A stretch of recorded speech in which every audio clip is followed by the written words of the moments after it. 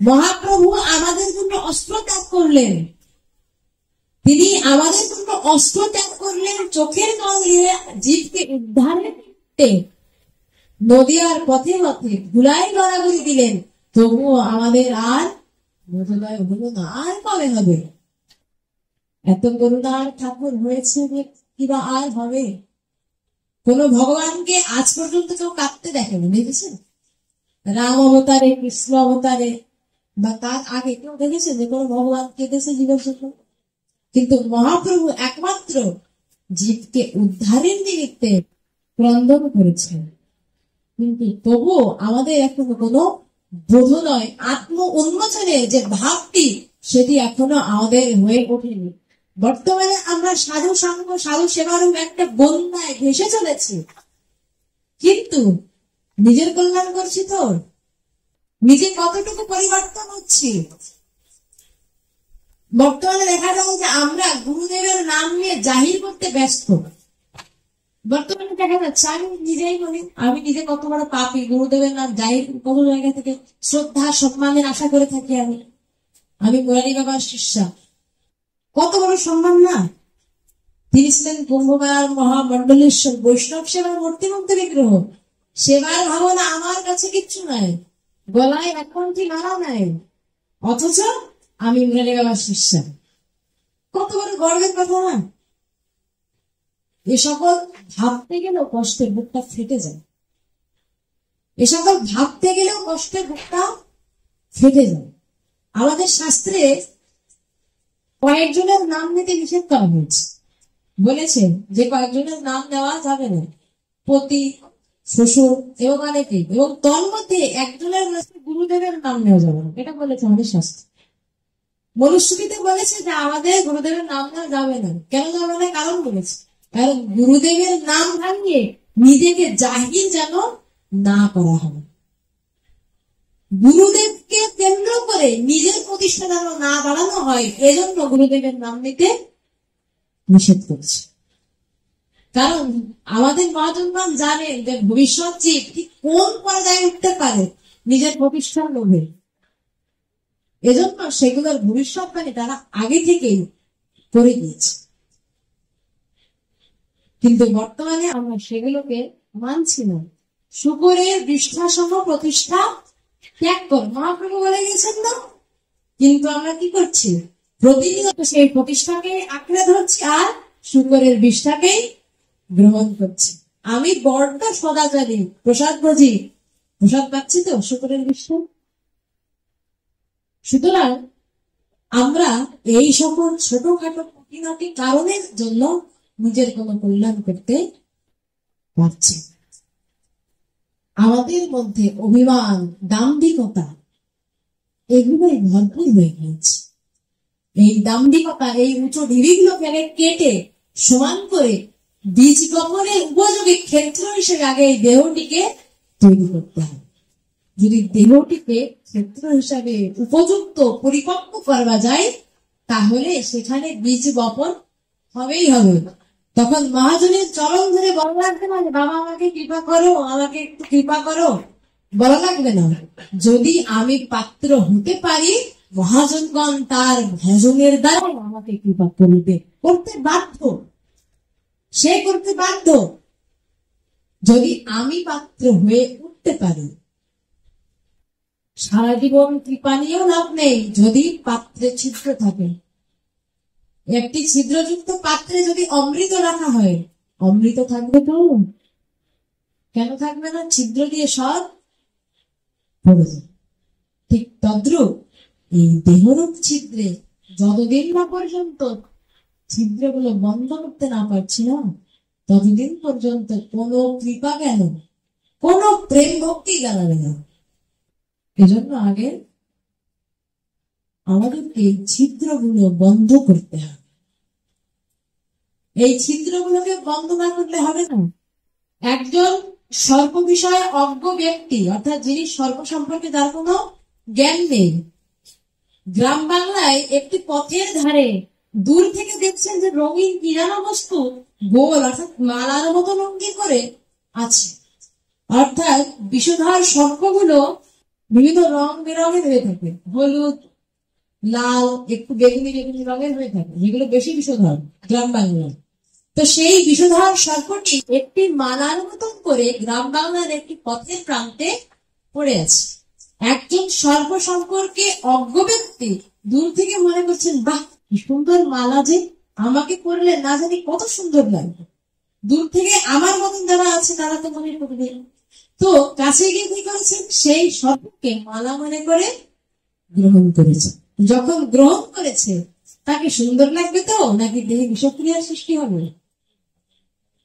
দেহে বিষক্রিয়ার সৃষ্টি।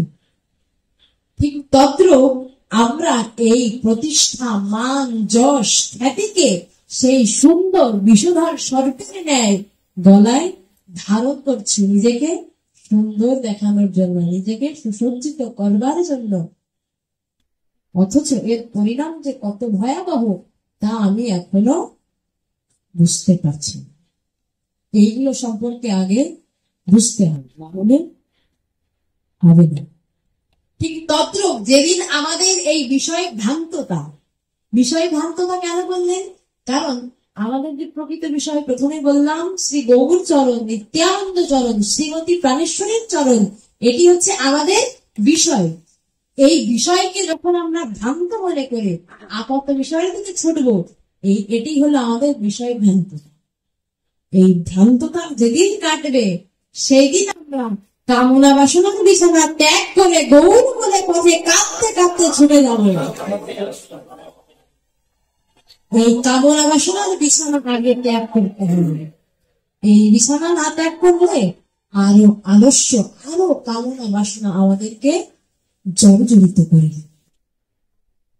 আর আমাদেরকে এজন্য সম্বোধন করে, ওহে কলির জীব, ওহে ভাগ্যবতী জীব, তোমরা এবার জাগ্রত হও। আর কত ঘুমাবে? আমাদের করুণা অবতার, করুণার সাগর শ্রী গৌর নিত্যানন্দ এইভাবে আমাদেরকে ডাকলেন উঠবার জন্য।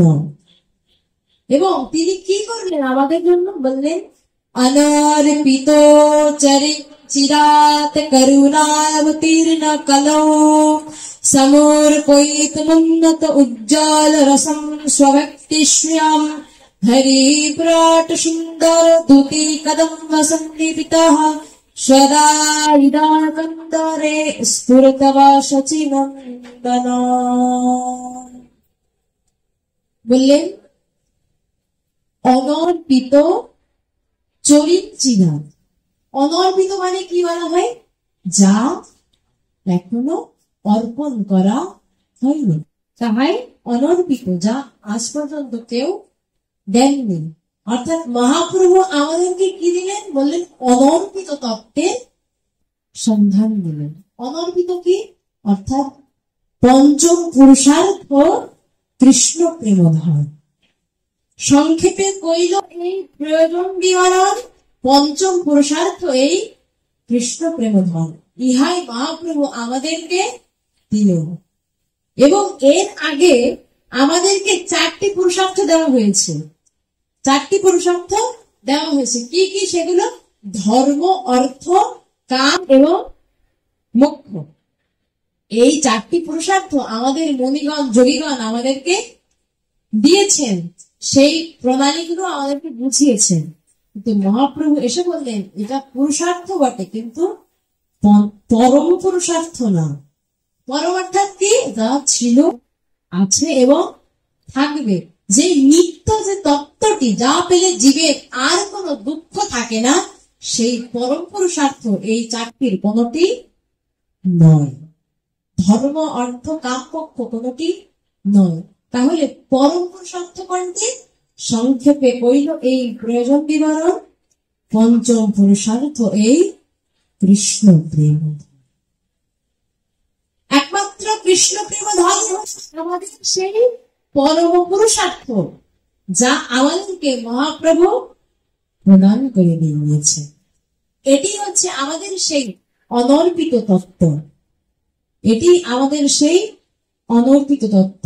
এবং সবশেষে কি বললেন? সদা হৃদয় কন্দরে স্ফুরত বা শচীনন্দন। তো হৃদয় কন্দর বললেন, কন্দর মানে কি? কন্দর অর্থ হলো গুহা। কন্দর অর্থ হলো গুহা। বললেন হৃদয় কন্দরে। আমাদের হৃদয় কি কন্দর কেন বলা হলো, গুহা কেন বলা হলো? আমাদের হৃদয়টা কি সুন্দর প্রমাণ না? আমরা বলে থাকি যে জীবের মধ্যে যে সকল প্রেম ভালোবাসা যত কিছু আছে সব হৃদয় থেকে আসে বলি। তাহলে হৃদয়কে মহাপ্রভু আমাদের মহাজনগণ গুহা কেন বলল? কি কারণ ছিল গুহা বলা? বললে সাধারণত গুহাতে আলোর প্রবেশ হয় না এবং অন্ধকারের উপস্থিতির জন্য এই গুহার মধ্যে নানা প্রকার সাপক সংকুল জীবজন্তু অবস্থান করে থাকে। হিংস্র জীবজন্তু সেখানে অবস্থান করে থাকে, বিশেষভাবে সর্প আদি সকল প্রাণী। এবং সেটি ভালো জায়গা নয়, সেখানে পর্যাপ্ত কোনো অক্সিজেনও পাওয়া যায় না।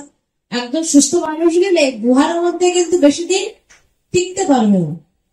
তো আমাদের গুহাকে, হৃদয়কে কেন গুহা বলা হলো?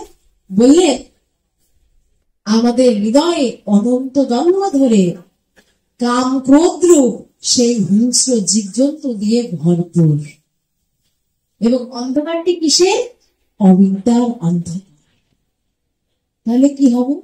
বললে ওই যে গুহা, ওই গুহার সামনে গিয়ে যদি কোন সিংহ, অর্থাৎ কোন বলিষ্ঠ সিংহ যদি তার বলিষ্ঠ কণ্ঠস্বরে হুঙ্কারকে গর্জন করে ওঠে, তাহলে গুহার মধ্যে কোনো মত্ত হাতি থাকলেও সে পালাতে বাধ্য, তাই কিনা? যদি গুহার মুখে প্রবেশ পাত্র একজন বলবান সিংহ যদি হুঙ্কার দিয়ে ওঠে, গর্জে ওঠে, একজন হাতি থাকলেও পালাতে সে বাধ্য।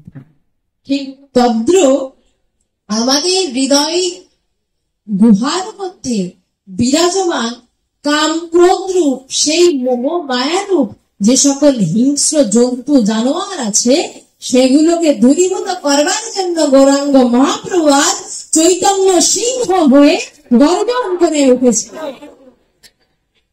তিনি চৈতন্য সিংহ হয়ে গর্জন করছে এবং তার এই গর্জনের ফলে আমাদের সকল কাম ক্রোধ রূপ যে লোভ লালসা রূপ যে অবিদ্যা তম অন্ধকার রয়েছে, সকল কিছু দূর হতে